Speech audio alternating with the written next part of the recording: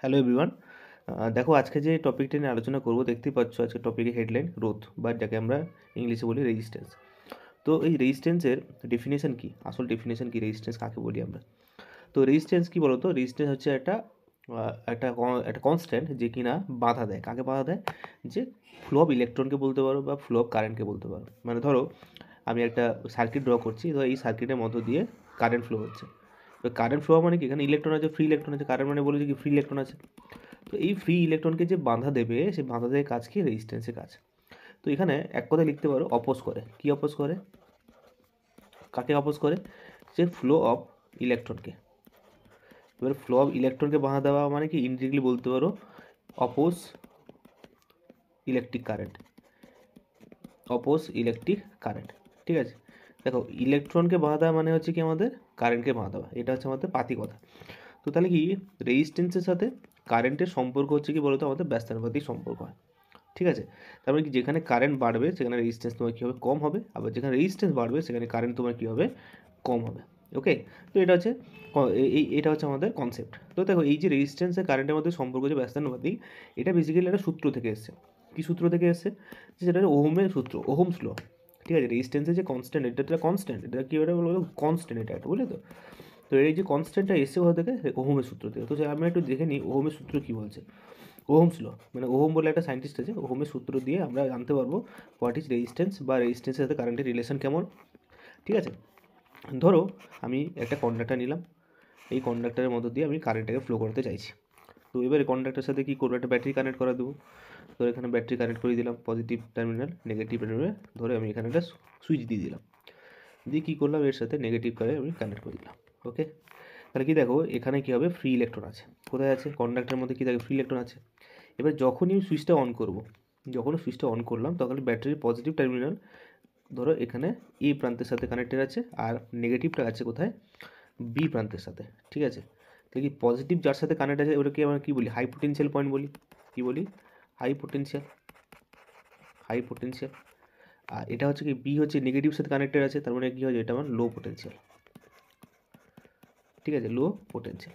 তার মানে কি দেখো এখানে পোটেনশিয়াল ডিফারেন্স হচ্ছে। তো পোটেনশিয়াল ডিফারেন্স না হলে কিন্তু কারেন্ট ফ্লো হয় না, এটা আমি আগের ক্লাসেও বলেছি। তো পোটেনশিয়াল ডিফারেন্স এখানে কি লিখতে পারি? VA minus VB. তো ওহম বলছে যে potential difference in a circuit, ধরো এখানে ব্যাটারি হচ্ছে, ধরো এখানে ভি একটা ব্যাটারি সোর্স।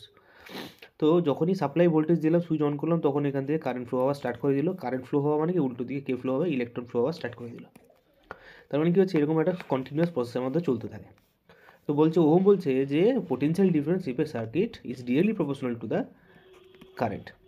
তার মানে কি দেখো পোটেনশিয়াল ডিফারেন্স হলেই তো কারেন্টটা পাওয়া যায়, এটা আমরা আগেই জেনেছি। পোটেনশিয়াল ডিফারেন্স যদি না হয়, যদি সেম পোটেনশিয়াল হয়, তাহলে কারেন্ট কখনো ফ্লো হতে পারে না, ঠিক আছে। তো তার মানে কি V A minus V B is proportional to the I. তাহলে এখান থেকে V A minus VB equal to কী লিখতে পারি? আই ইন্টু আর লিখতে পারি। দেখো এখানে দেখো আর চলে এলো, সেই কনস্ট্যান্ট চলে এলো, আর এই যে কনস্ট্যান্ট, কেন সমানুপাতিক সমান করছো মানে কনস্ট্যান্ট চলে এলো। তো এই কনস্ট্যান্টের যে নামটা বেসিক্যালি ওহম তার নাম দিল কি? রেজিস্ট্যান্স। কনস্ট্যান্ট নাম কী দিল? রেজিস্ট্যান্স, ঠিক আছে। এবার এই যে রেজিস্ট্যান্সের নামটা দিল, তো এই যে ইকুয়েশন দাঁড়ালো VA minus VB equal to IR, তো এটাকে আমি নর্মালি এক কথায় ভি ইকুয়াল টু আইআরও লিখতে পারি। এবার বলতে পারছো ভি ইকুয়াল টু আইআর কেন? ভিএ মাইনাস ভিবি ছিল, দুটো আলাদা আলাদা পোটেনশিয়াল ছিল। আমি ধরে নিলাম ভিএকে ভি এবং ভিবিকে জিরো। জিরো মানে কি? আর্থিং, আর্থিং করে দিলাম। সেকেন্ড ভিবি পোটেনশিয়ালে আর্থিং করে দিলাম। তার মানে কি এখানে ভি মাইনাস ভিবি কত হবে? ভি মাইনাস ভিবি তোমার এখানে কত হবে? ভি হবে। তার মানে কি ভি ইকুয়াল টু আই আর আমি লিখতেই পারি। এবার দেখো এই ইকুয়েশনটা একটু কন্টিনিউশন করি। দেখো এই যে আই আর, যেখানে আমি যেখানে আমি কি পেলাম?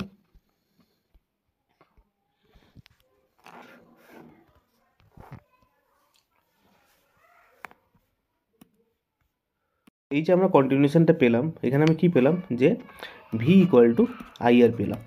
তো ভি ইকুয়াল টু আই আর আমরা কি জানি? আমরা আমরা এটা ওহমের সূত্র জানি। তো ওহমের সূত্রটাকে আমরা কন্টিনিউশনে কি করছি, যে এখানে ভি হচ্ছে পোটেনশিয়াল ডিফারেন্স, আই হচ্ছে কারেন্ট, আর হচ্ছে আমাদের রেজিস্ট্যান্স। তাহলে এখানে আর ইকুয়াল টু কী লিখতে পারি? আর ইকুয়াল টু লিখতে পারি ভি বাই আই। এবারে বলতে পারি যে স্যার আর এর সাথে আর এর সাথে রিলেশন তো ভি এর সাথেও আছে বা আই এর সাথেও আছে, তার মানে নিশ্চয়ই রেজিস্ট্যান্স নিশ্চয়ই ডিপেন্ড করছে এই দুজনের উপর। তো রেজিস্ট্যান্স কার কার উপর ডিপেন্ড করে, এটাও যদি আমাদের কোয়েশ্চেনে আসে, ঠিক আছে, তখন আমরা উত্তর কী দেবো? রেজিস্ট্যান্স তাহলে বলবো যে স্যার এই পোটেনশিয়াল ডিফারেন্সের উপর ডিপেন্ড করে, তো ফার্স্ট ডিপেন্ডেন্ট কার উপর হচ্ছে, 1 নম্বর লিখতে পারে স্যার পোটেনশিয়াল ডিফারেন্স। এবার আমরা সেকেন্ড পয়েন্ট লিখতে পারি স্যার কারেন্টের উপর। তাহলে এই দুজনের উপর যেহেতু ডিপেন্ড করছে, তার মানে কি রেজিস্ট্যান্স এই দুজনের উপর ডিপেন্ড করছে, আমরা বলতেই পারি। কিন্তু এখানে আমাদের উত্তরটা কিন্তু আমাদের ভুল হয়ে গেল। কী হয়ে গেল? পোটেনশিয়াল ডিফারেন্সের উপর ডিপেন্ড করে না এবং কারেন্টের উপরও ডিপেন্ড করে না। দেখো কারণটা হচ্ছে, দেখো রেজিস্ট্যান্সের সাথে কারেন্টের রিলেশন হতে পারে তার ব্যস্তানুপাতিক, মানে যেখানে কারেন্ট বাড়বে সেখানে ভোল্টেজ রেজিস্ট্যান্স কমবে, সব বুঝলাম। বা এখানে সাপ্লাই ভোল্টেজটা আছে, এই ভোল্টেজ আছে যেটা, এটা কিন্তু একটা অ্যাক্টিভ সোর্স, ঠিক আছে? এই অ্যাক্টিভ সোর্স সে কারোর উপর ডিপেন্ড থাকবে না। তো অ্যাক্টিভ সোর্স থেকে আমরা একটা সাপ্লাই পাচ্ছি, সেই সাপ্লাই যেটা পাবো সেটা তো কনস্ট্যান্ট পাবো। তার মানে কি এই ভোল্টেজটা, এটা নিয়ে তো কোনো ভাবার দরকার নেই, তার মানে রেজিস্ট্যান্সের সাথে কারেন্টের রিলেশন ব্যস্তানুপাতিক, ঠিক আছে? কিন্তু ডিপেন্ড করে না। তাহলে রেজিস্ট্যান্স কার উপর ডিপেন্ড করে, ঠিক আছে? এটা নিয়ে আমাদের একটু কোয়েশ্চেন থাকতেই পারে, রেজিস্ট্যান্স কার উপর ডিপেন্ড করে। তো এখানে রেজিস্ট্যান্স ডিপেন্ডেন্সি কী হবে? তো এবারে নেক্সট হচ্ছে আমাদের রেজিস্ট্যান্স ডিপেন্ডেন্সি, কার উপর রেজিস্ট্যান্স ডিপেন্ড করতে পারে। তো রেজিস্ট্যান্স ডিপেন্ড করে,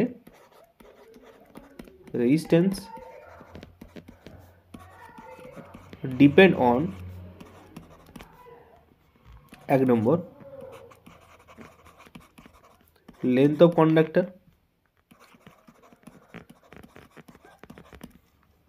নাম্বার 2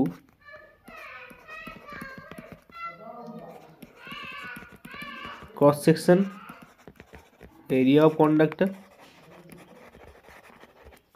and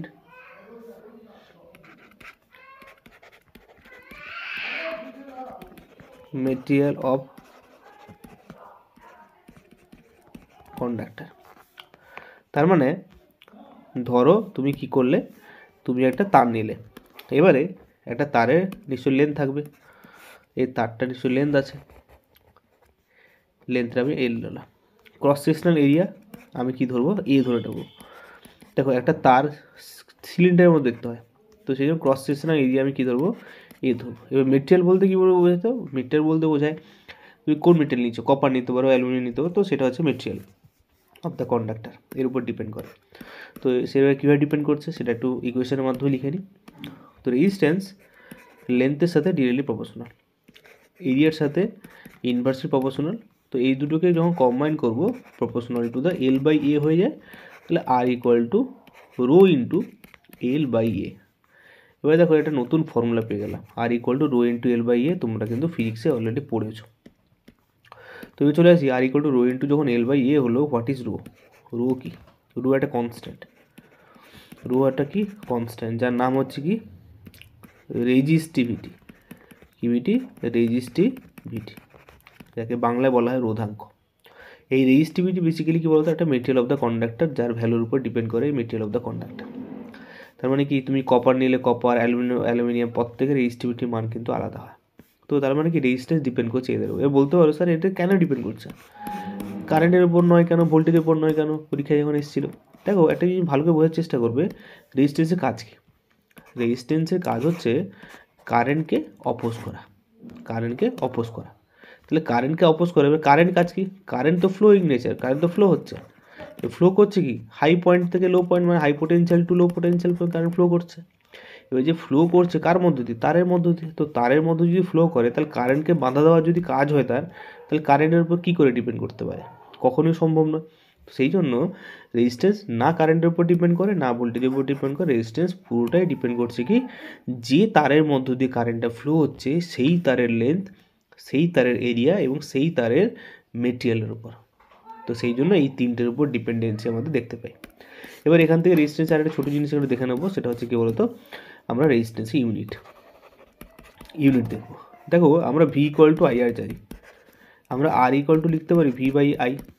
তো এখানে ভোল্টেজের ইউনিট তো আমরা জানি ভোল্ট হয়, কারেন্টের ইউনিট কী হয় আমরা জানি অ্যাম্পিয়ার হয়।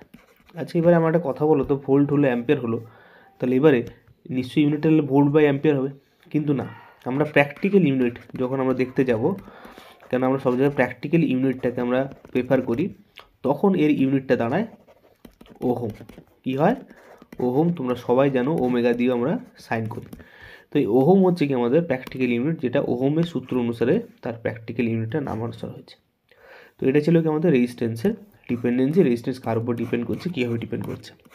ওকে, তো এবার চলে আসি আমাদের রেজিস্ট্যান্সের একটা রেসিপ্রোকাল বলে কিছু থাকে, ঠিক আছে, সেটা নিয়ে আমরা পরের দিন আলোচনা করব। আজকে আমরা এই অবধি থাক, এবং নেক্সট দিনে আমরা রেজিস্ট্যান্সের সিরিজ, প্যারালাল, কম্বিনেশন সব কিছু আমরা আলোচনা করব ছোটো ছোটো ভিডিওতে। ঠিক আছে, থ্যাংক ইউ।